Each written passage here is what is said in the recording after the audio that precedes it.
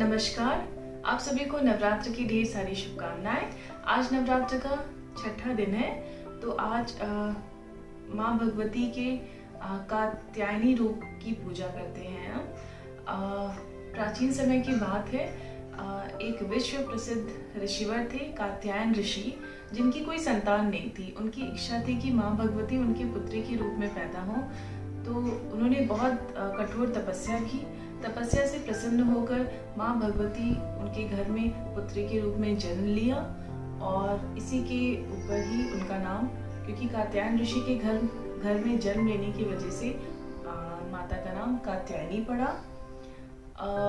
किसी और कहानी के अनुसार जब महिषासुर का आतंक बहुत ज़्यादा बढ़ गया था तीनों लोकों में, तो त्रिदेवों ने मिलके एक शक्ति की रचना की। माता प्रकट हुई, और जब माता प्रकट हुई तो सबसे पहले ऋषि कात्यायन ने ही माता की आराधना की, इसलिए ही माता का नाम कात्यायनी पड़ा। तो आज हम कात्यायनी माता की आराधना करते हैं, जो कि भगवती का छठा स्वरूप है। और आज से ही दुर्गा पूजा भी स्टार्ट हो जाता है। दुर्गा पूजा पंडाल सज जाते हैं, और बहुत ही उत्सव का माहौल रहता है, बहुत ही खुशी का माहौल होता है। सभी नए कपड़े पहनकर माता का दर्शन, पंडालों में माता के दर्शन के लिए निकल जाते हैं। तो सब जगह बहुत ही पॉजिटिविटी आती है, कोई सकारात्मकता रहती है, बहुत ही खुशी का माहौल रहता है, और बहुत ही अच्छा लगता है। हालांकि इस बार हम ये अलग तरीके से ही मना रहे हैं कोविड की वजह से। तो आइए, जैसा कि हम सभी ने आपको बताया है कि आपको हर एक दिन एक नई कहानी सुनाएंगे, एक माता से जुड़ी हुई कोई कहानी सुनाएंगे, तो आइए हम उसे सुनते हैं। नमस्कार दोस्तों, आज माँ शक्ति के बहुत से जो अवतार हैं, रूप हैं, उनमें से एक अवतार की जो कहानी मैं सुनाने जा रहा हूँ वो है माता भ्रामरी देवी। तो आइए सुनते हैं ये कथा। बहुत समय पहले की बात है। अरुणासुर नाम का एक राक्षस हुआ, जो कि जिसे कि ब्रह्मा जी से ये वरदान प्राप्त था कि उसे ना तो कोई स्त्री, कोई पुरुष, कोई देवता, कोई भी अस्त्र शस्त्र और किसी भी 2 या 4 पैर के जंतु जीव से वो उसका वध नहीं हो सकता है। तो इसीलिए वो किसी से भी नहीं पराजित हो रहा था, और उसने सारे तीनों लोगों पे, सभी स्वर्ग पे, सभी जगह पे उसने अपना आतंक मचा रखा था। देवता, ऋषि, मुनि सब उससे बहुत ही परेशान थे।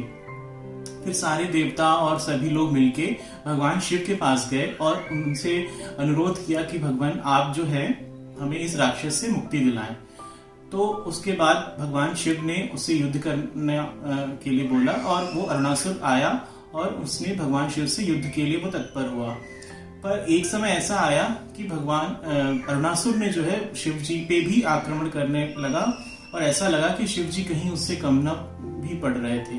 तब शिव जी ने माता भगवती को, पार्वती जी को याद किया, स्मरण किया, और तब भगवान माता पार्वती उनके पीछे प्रकट हुई और उन्होंने एक बड़ा विराट स्वरूप धारण किया।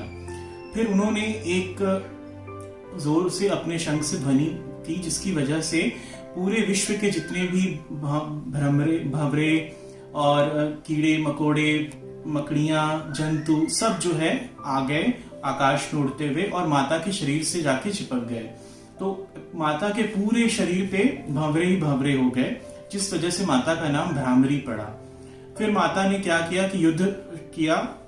अरुणासुर की जो जितनी सेना थी सबको उसने मार दिया, और फिर अरुणासुर के ऊपर माता ने जितने भी ये भंवरे थे और मधुमक्खियां थी सबको उन्होंने छोड़ा दिया, और इन्होंने उसे डंक मार मार के अरुणासुर का वध कर दिया। तो इस तरीके से ना तो उसे अस्त्र शस्त्र की जरूरत पड़ी, ना तो उसे उसका वध किसी स्त्री पुरुष के हाथों हुआ, तो और ना तो किसी 2 या 4 पैर वालों के वजह से हुआ। उसका वध जो है 6 पैर वाले और मतलब मधुमक्खियों ने, भंवरों ने किया, और कोई अस्त्र शस्त्र की नहीं जरूरत पड़ी, उसके डंक से मृत्यु हुई। तो ये सभी चीजें पूरी होते हुए इस दुष्ट का अंत भी हो गया। तो माता ने भ्रामरी का अवतार इस अरुणासुर के वध के लिए लिया था। सभी देवताओं ने माता के इस भ्रामरी स्वरूप की अर्चना की, पूजा की, और माता तब से भ्रामरी देवी के नाम से प्रसिद्ध हुई। तो ये थी भ्रामरी देवी की कथा। कल हम एक और स्वरूप की कथा सुनेंगे। तब तक के लिए नमस्कार।